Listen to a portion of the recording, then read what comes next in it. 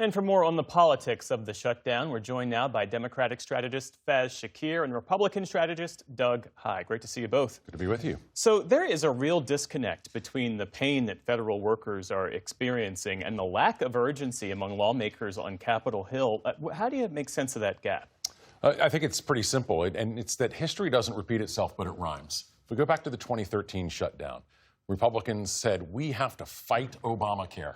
We didn't have a strategy to land a punch, to win the round, to knock down our opponent, and it blew up in our faces. Democrats right now, what are they saying? We have to fight Donald Trump. It's not clear that they have a strategy to win the round, to land a punch, to beat Trump.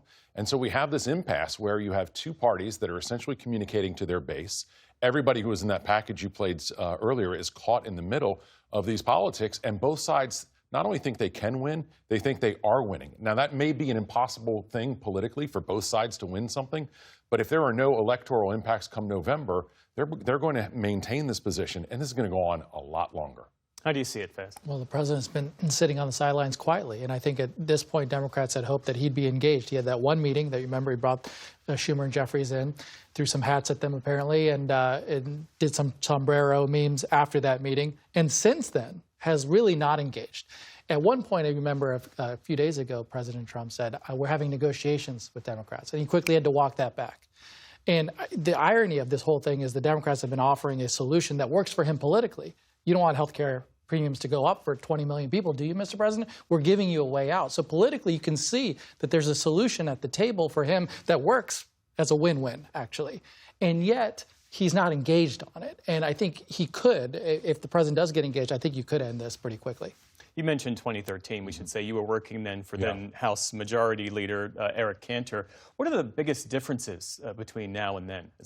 In 2013, we were working our tails off. I remember the first Saturday of the shutdown, I got a text message from a friend home in North Carolina who asked me if I was enjoying my vacation, and I replied with some language I won't fully repeat here, but I told them it was about 9:30 in the morning on Saturday. I was at my desk, and every day we were having press conferences and we were passing bills. Let's keep the Department of Education open. Let's keep the Department of Energy open.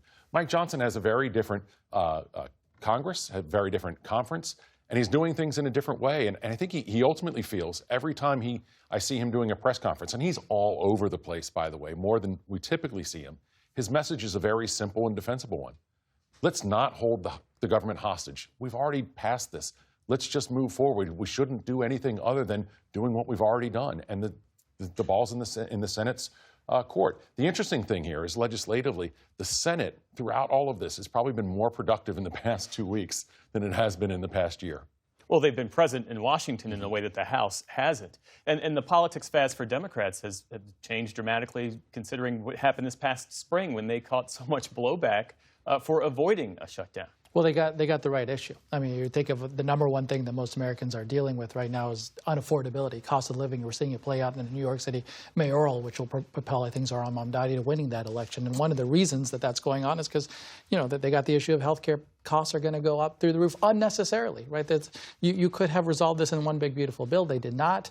Now here we are sitting on potentially a very good, simple solution. I'm sure if Doug and I actually sat down, we could easily resolve it, right? The solution is there. You just say, we are going to reopen the government. You don't necessarily have to attach the ACA subsidies to the reopening of the government, but you agree that there's going to be a vote held right simultaneously after it, right? So that you reopen the government, you have a vote on ACA subsidies. I guarantee something like that is a simple enough solution that all sides could come together on. There's a new New York Times analysis that looks at the way the administration is using the shutdown to push through long-desired firings of federal workers and to really squeeze policy and agenda items in Democratic-led districts. According to this analysis, more than $27 billion in halted federal grants have been in Democratic areas, compared to just $739 roughly million in Republican districts. What's your read of this, Doug? Obama did some of this in 2013, but it was sort of like a Coke Zero version of what Donald Trump is going to do and has done. And what surprises me about this is that the Democrats haven't learned some of our lessons. When you have the message of fight before you have a strategy for what that is, in a shutdown, you give a president more power. Barack Obama had more power. George Bush during shutdowns, whoever the president is gets more power of what they're able to do. So by having a message of fight, Democrats are giving Donald Trump a lot more power to do things that they don't want him to do. That should be a problem for them. What about that? From the Democratic side, I mean, this guy's already amassed power that he didn't have. He's been acting illegally in all kinds of ways, firing federal workers well before this point.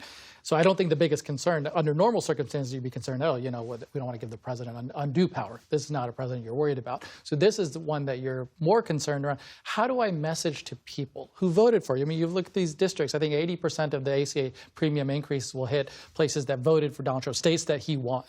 And you're talking to those people and saying, this president is not focused on you and your needs. And we have a very simple solution on the table. I think the Democratic position on this bears well over time, by the way.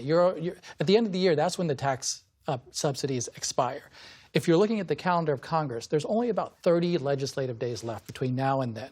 So when are you going to solve for this, Mike Johnson? When are you going to solve for this? There's only a small period of time, and I think the Democratic argument just gets stronger and stronger, especially as people get these notices that their premiums are about to go through the roof. Yeah. There's a question I've been putting to Democratic lawmakers who come on the program. I'll ask you this question. Is there anything that Democrats can learn from the way the Trump administration has been playing hardball on some of these issues and apply it to how they might govern if they ever reclaim the White House or congressional leadership? Listen, I mean, using executive power, he has put the bully in the bully pulpit. And I don't agree with his values, but when you say he takes stake in Intel, he takes some stake in rare earth mineral companies, he goes after university presidents, he bullies media companies, you know well.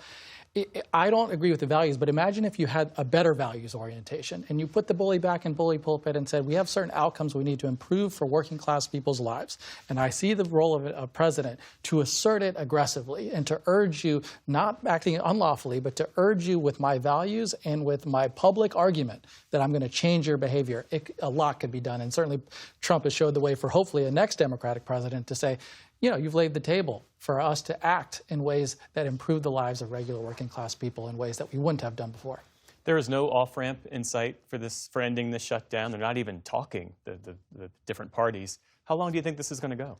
It'll go past Halloween. For me, I think maybe one of the pressure points maybe when we get to Veterans Day, especially if veterans pay or pay for our military becomes an issue. But neither side sees a reason to back down right now. They both feel not only right in their cause, but righteous in their cause, which means there's no incentive at this point for them to move together at all. Faz? I mean, I was talking, you said, what could you learn from Trump? You took stake in Intel, right? You could take stake in United Health Group. Here's a company that's depriving people of health care. You know, lots of people are going to die in this year unnecessarily. That, to my mind, fix a United Health Group, fix a broken healthcare system. This is the path for Democrats to regain their footing on how you fight for regular working class people and carve into some of the support that Donald Trump has previously held. Because I think a lot of people are feeling let down. This isn't what I voted for. He is not focused on cost of living needs that I care most about. Faz Shakir, Doug Heye, it's good to see you both. Thank you. Great conversation. Thank you.